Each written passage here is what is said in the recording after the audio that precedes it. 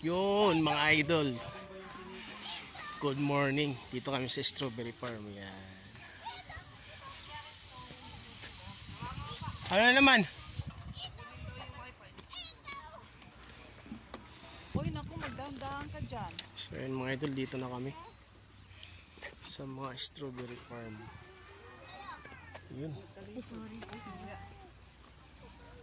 Kasalubungan na.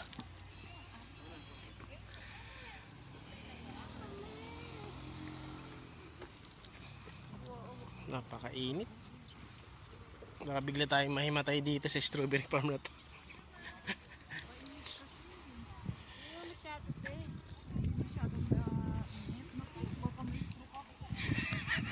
Hindi pa masyado kasi wala pa natutumba.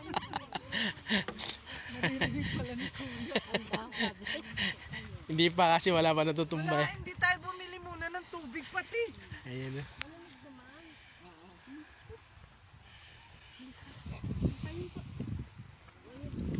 Ingat kayo mga Ninong, ano nong? Wala kang ano?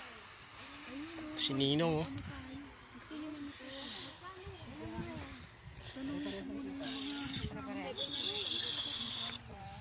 Bili tayo ng ano, leto. Ano, Minimum po isang kilo lang po. Ano po? Tulungan kayo. Yan po yung ano natin, strawberry. Kasi kami po kasi ang ano. Kung gusto nyo magbili po, dito, maganda po. Magkano naman po isang ganyan? Ewan, magkano po ba? 150. Dalawa 250. Ah.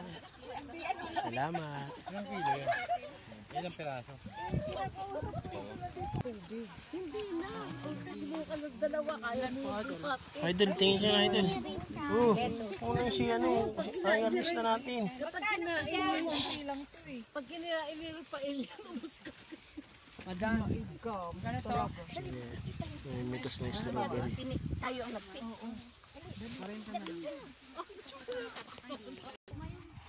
Ayun, okay na. Farm po ng ano to mga idol ng strawberry. Tapos dito naman banda litos. Yan. Grabe sobrang init. Kaya wala namimitas ngayon. Kunti lang yung ano nila ngayon. Mga parokyano kasi sobrang init ngayon mga idol. Pero hindi naman gaano kasi may hangin. So ayan, dito tayo ngayon.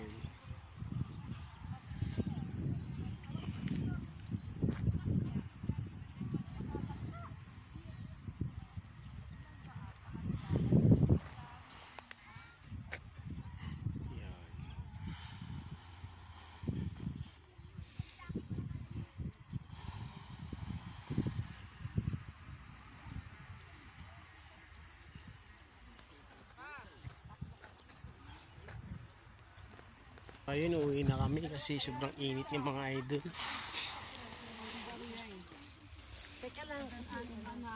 Ate, anong lugar to dito? Strawberry farm. Yung ano po? Bitag, long term. Ah, Bitag. Sis, picture mo ako sis, kunyari Salamat akong mo. binta.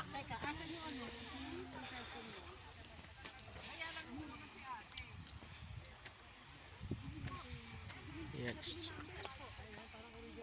Opo, parang oregano. Sige sir, salamat. Salamat po. Balik kayo ulit pag may time. Hindi na kami pumunta doon mga idol. Sobrang init talaga. Ang lawak nito, no ate? Opo, hanggang doon yun sir. Doon po sa dulo. Mainit lang po kasi ano? Dapat maga kayo. Opo. Kasi maga po, marami na naman customer. Bukas mga alas 4. Bukas na kayo.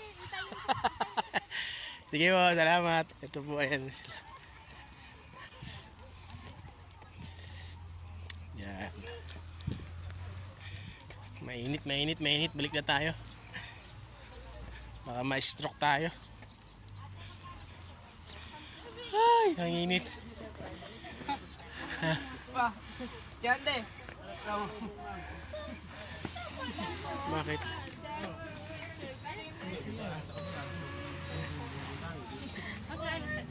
Akala ko bibili ka na ng ganyan.